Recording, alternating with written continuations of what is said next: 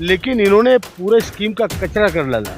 और मैं आपको बता दूं, अगर ये स्कीम फेल हो गई तो आपकी एनपीएस भी फेल होगी, आपकी श्रमयोगी मानधन योजना भी फेल होगी, क्योंकि पेंशन का रख रखाव अगर आप ठीक से नहीं कर पा रहे हैं तो इसका मतलब गवर्नमेंट लोग हैं जिनको घरों में अपने नाता नाती के साथ खेलना चाहिए, जिनको ठंड में रजाई के अंदर बैठे रहना चाहिए, जिनको आग की तपन में उनको जो है अलाव पे बैठना चाहिए, वो आज जंतर मंतर पे बैठ करके अपना ही पैसा पेंशन की मांग कर रहे हैं। उनको 500,000 रुपया दे करके सरकार जनता के गलियारे में आकर के आप जो है, अब तक नेता बदला, पार्टी बदला, अब व्यवस्था बदलेंगे और फिर आपकी तमाम हक का समाधान यहां से निकलेगा। मेरे भारत के साथियों, राष्ट्र वन न्यूज को मैं अभिनंदन करता हूं। आज जर्नलिस्ट महोदय का सवाल है कि ईपीएस 95 पे सरकार गूंगी बहरी और खामोश क्यों बैठी है।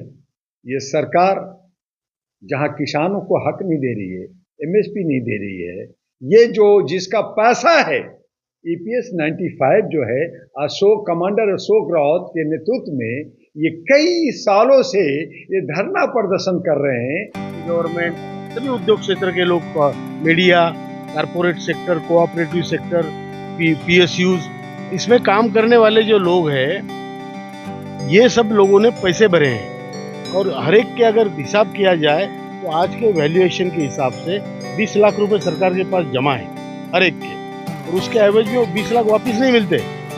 वो 20 लाख खा गए, वह ऊपर से 20 लाख का ब्याज भी नहीं मिलता।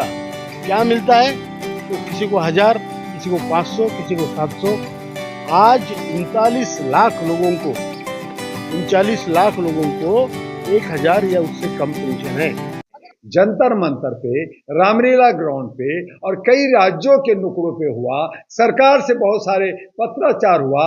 सरकार के पदाधिकारी कहते हैं आइए ना, बात कीजिए ना, हम आपकी समस्या का समाधान करेंगे। वो कब होगा? जो बुजुर्ग लोग हैं जिनको घरों में अपने नाता नाती के साथ खेलना चाहिए, जिनको ठंड में रजाई के अंदर बैठे रहना चाहिए, जिनको आग की तपन में उनको जो है अलाव पे बैठना चाहिए, वो आज जंतर मंतर पे बैठ करके अपना ही पैसा पेंशन की मांग कर रहे हैं। उनको 500,000 रुपया दे करके तड़का दिया जाता है, उनका अपना पैसा नहीं दिया जाता है। वो पैसा कहाँ जा रहा है? क्या इलेक्शन के चुनाव में जा रहा है या कहीं और जा रहा है? ये पूछना पड़ेगा सरकार से। और इसीलिए अगर आप कहते हैं बुजुर्गों का मान सम्मान हम करेंगे, उनके अधिकार को हम देंगे, तो उनका ही पैसा जो उनके बहू बेटियों ने उनको वृद्धाश्रम में छोड़ दिया है, इन्हीं आर्थिक स्थिति की वजह से न जाने कितने बुजुर्ग लोग वृद्धाश्रम में हैं, न जाने कितने बुजुर्ग जो है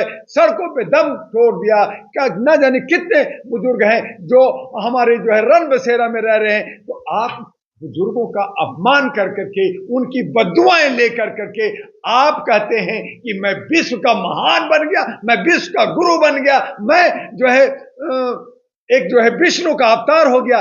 कैसी अवतार, कैसी झूठी शान? अरे शान तो तब है जब हम बुजुर्गों का मान करें, उनके जो है पेंशन की को जो है जो उसका पैसा है, उसका हक है, दे दिया जाए। किसानों का एमएसपी का रेट है उसको दे दिया जाए। बाकी जो भी समुदाय का जो भी उसका हक है वो मिल जाना चाहिए और फिर आप राज करें। तो मैं कहूंगा ये सही माने में आप जो है एक राजनेता है और आपको आजीवन प्रधानमंत्री, आजीवन आपकी सरकार बने रहे और इसकी दुआएं बुजुर्गों का लेना सीखिए। और इसके लिए मैं आपकी चैनल से, राष्ट्र वन न्यूज की चैनल से हम अपील करना चाहेंगे सरकार से कि इनकी मांगों को तत्काल सुने और कमांडर अशोक रावत जी और उनके नेतृत्व में जो बुजुर्ग लोग जंतर मंतर पे और हमारे स्वतंत्रता सेनानी, हमारे सैनिक लोग, हमारे ईपीएसओ के जो सारे पदाधिकारी हैं, इनकी जो अपना पैसा है उनका जो है रिलीज किया जाए, उनको एक खुशहाली मिले जाए। जहां हमारे बुजुर्गों को पैसा मिलेगा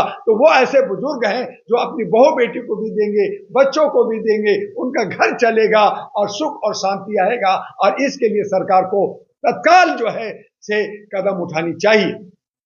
इन्होंने एक बार फिर से आश्वासन का लॉलीपॉप दिया है।